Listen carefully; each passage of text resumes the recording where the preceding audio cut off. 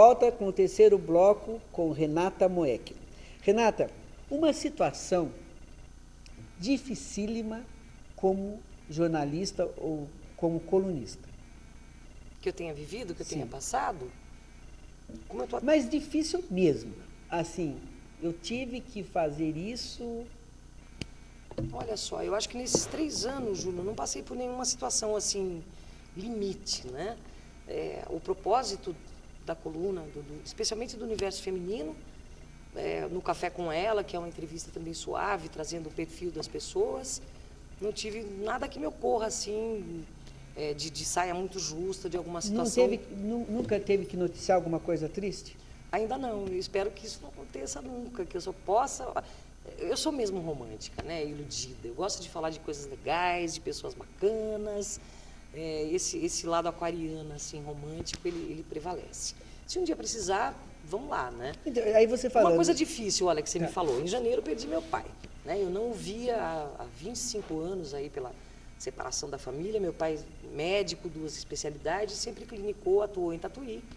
Foi um pai maravilhoso, até os meus 22 anos eles se agora, separaram. você falando... Isso foi um momento difícil, que eu tive que deixar de apresentar o meu Pan News Cultura, não tive que, eu pedi na emissora que o programa não fosse ao ar, em respeito, obviamente, né, ao dia em que eu havia perdido meu pai. Isso foi uma coisa bastante triste, né? Pois é, você agora falando em Ernesto Moecchio, Sim. Seu pai, médico, eu conheci seu pai, ele tinha uma Olha clínica isso. na rua 11 de agosto. 11 de agosto, do a lado vida toda. de uma ótica, Da um ótica grande amigo Peixoto, do Erasmo Peixoto. Meu padrinho de crisma. Pois é, seu Erasmo Peixoto era uma grande paixão da minha vida. Nossa, Maravilhoso, meu padrinho de crisma que me engraçado mandava presentes. isso. Olha só, uma coincidência. Uma coincidência. Papai, ele foi um médico extremamente talentoso, eu falo isso com todas as letras, independente das nossas divergências como pessoas, embora ele tenha sido um pai magnânimo. Como os caminhos se cruzam, né? Veja isso.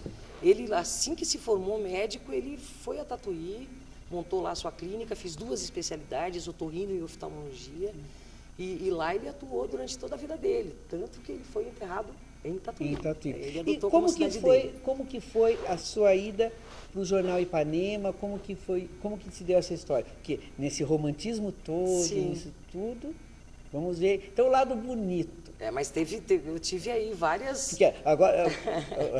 Nem tudo é tão lindo assim, né? Por mais que a gente queira pintar tudo como maravilhoso, mas eu acredito que na vida, tanto os momentos complicados quanto os momentos bacanas, todos eles servem para um crescimento adicional, né, Júnior?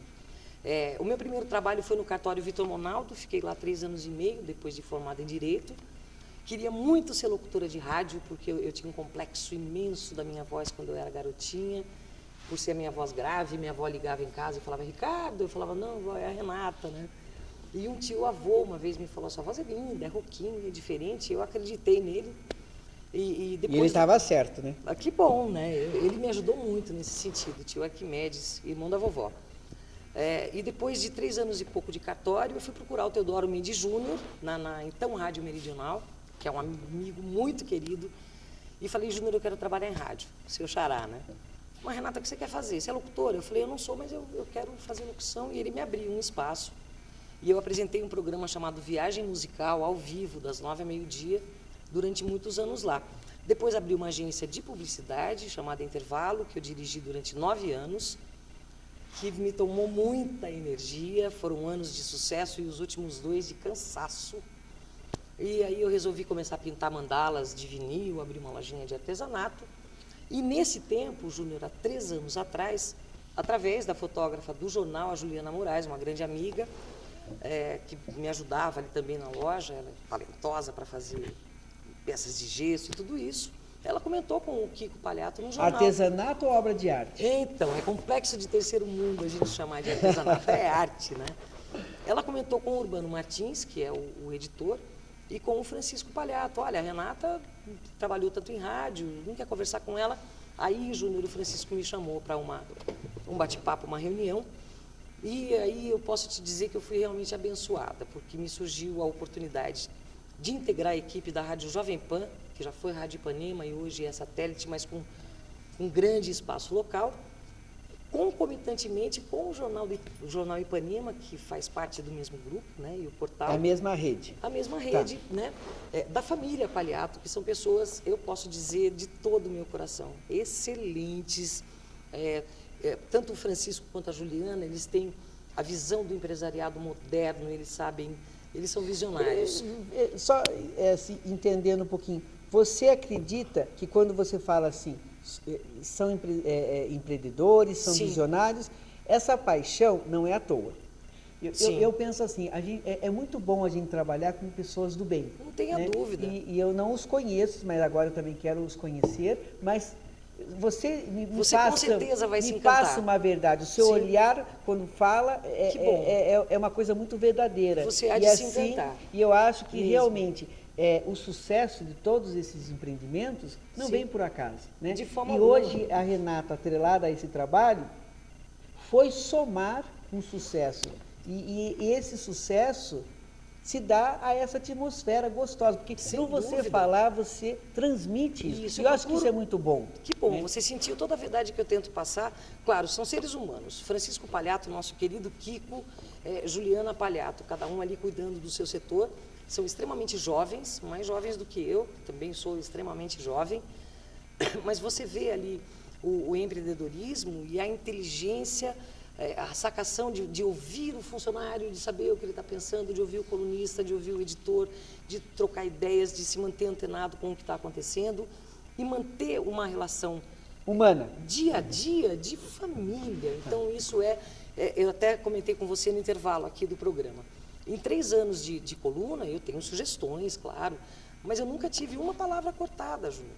Isso é Quer dizer, fantástico. você vê a autonomia ampla, né? Obviamente que os representantes do jornal ou da rádio, tanto jornalistas quanto colunistas, voltando a isso, eu creio muito nisso. É necessária uma postura para que você esteja nos lugares e converse com as pessoas, porque você está representando um veículo de comunicação de grande porte, ainda que fosse de pequeno porte. Então, eu acho que nós nos entendemos nesse sentido. O que eu sinto pela Juliana Moraes, que fez essa ponte, pelo Urbano Martins, que tem um sorriso delicioso, é editor-chefe, mas ele mais parece um irmão mais velho, competentíssimo, né? E ao Francisco e a Juliana é um sentimento de gratidão. Não sei por quantos anos estaremos juntos, eu espero que muitos, mas o que eu tenho a dizer é que eles me deram todas as oportunidades que eu busquei minha vida toda numa tacada só. Uma tacada só. Então, hoje eu me sinto extremamente realizada, escrevendo para o jornal e fazendo o Pan News Cultura na Jovem Pan. Quando você fazendo o Pan News, você está ligada muito à cultura, tá? Como que você tem visto a cultura não só na região, mas no nosso país? Em geral, bacana. Olha, eu acho o seguinte, a cultura de um país, ela não interessa muito a muitos governos, ela interessa, a formação cultural de um povo, ela interessa a poucos governantes. O que eu digo é o seguinte, não se pode confundir cultura com entretenimento, ambos são extremamente importantes, né?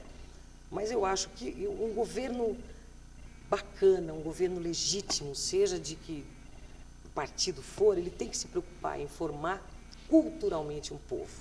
Isso vai fazer com que as pessoas passem a pensar, a criar opiniões próprias. Então, você vai vendo aí o perigo, digamos assim, né, de você formar um povo culto, inteligente, que pense.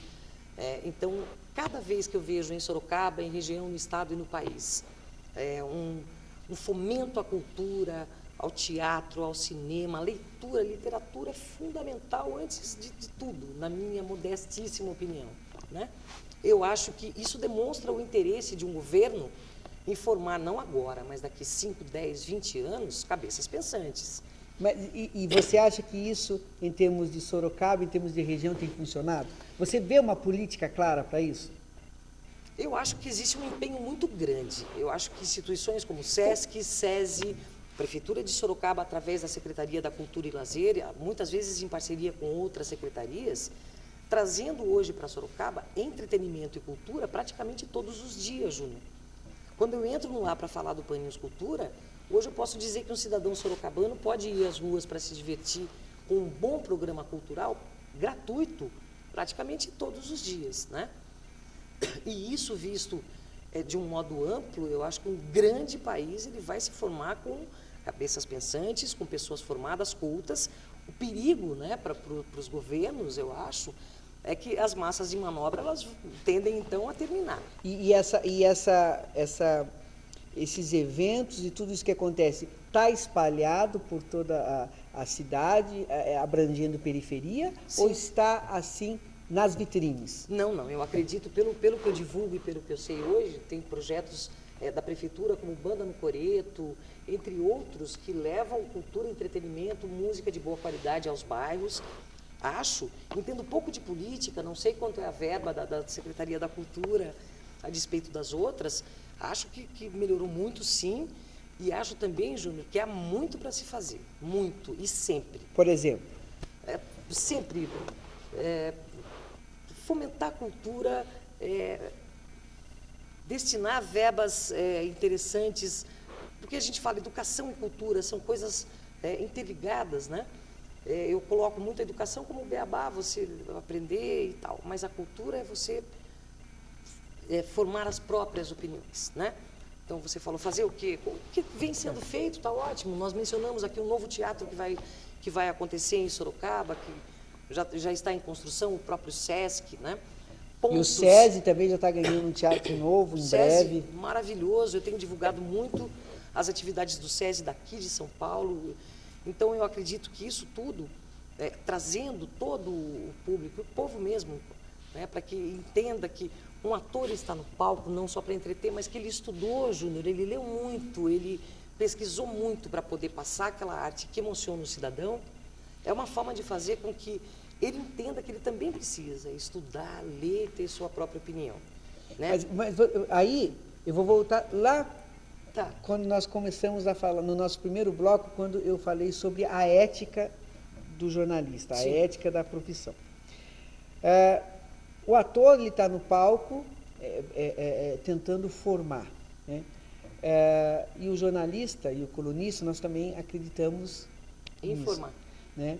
Mas será que informar, mas muitas vezes formar, porque ele é um formador de opiniões? Sim.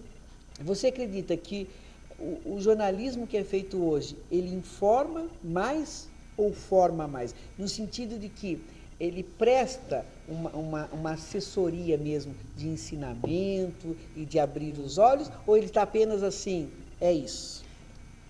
Infelizmente, eu acho que nesse ponto eu devo concordar com você, que é muito mais o apenas informar, né? Mas aí é uma questão bastante ampla, assim. Eu acho que até para você,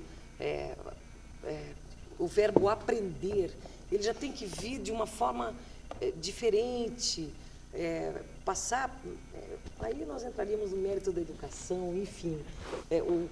O ator, ele pode estar no palco tentando passar a mensagem mais profunda e bonita para aquele cidadão, até para que ele mude a sua atitude ou a sua opinião. Se esse cidadão não estiver pronto para receber? Isso. Tá. Quer dizer, ele tem que ter uma bagagem desde pequeno, de escola, de cultura, de leitura, para ele entender aquilo que está acontecendo. Não é nada de muito complexo. Muitas vezes é o simples, é o básico, mas que vai passar para ele despercebido, tipo, isso é animado, olha o tipo, é lindo, né? Animado ou não animado. Eu faço um paralelo rápido, Júnior, me usando como exemplo. Eu cresci ouvindo em casa, né, com papai e mamãe a vida toda, não música clássica, erudita, mas orquestras. Meu pai era um apaixonado por Henry Mancini, por Mantovani, por Frank Purcell. Quer dizer... Reconif. Isso, eu com 4, 5 anos, quer dizer, as brincadeiras que eram com fantoches já tinham aquela carga musical. Meu pai tocava piano de ouvido. O tio Glauco tocava todos os instrumentos do mundo. Então, não que eu seja de uma família privilegiada, mas isso me despertou o interesse. Mas de uma família privilegiada. Tive 2 professoras de piano, mas olha que interessante, como também tive 2 professoras maravilhosas de piano, Dona Nafice Marques e a Madalena Delcístia. Mas depois eu quis tocar piano de ouvido. Então, eu acho que E você é pianista? Eu sou uma pianeira que toco de ouvido, então eu tive a oportunidade do aprendizado, mas esse preparo só me mostrou que eu também poderia tirar algumas músicas de ouvido como fazia meu pai.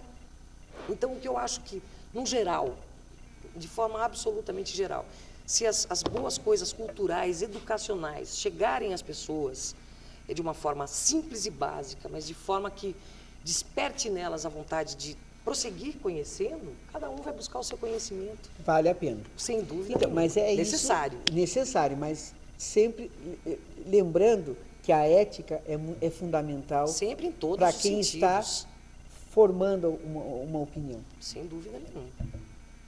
Não saia daí. Estamos terminando o terceiro bloco com Renata Moeck.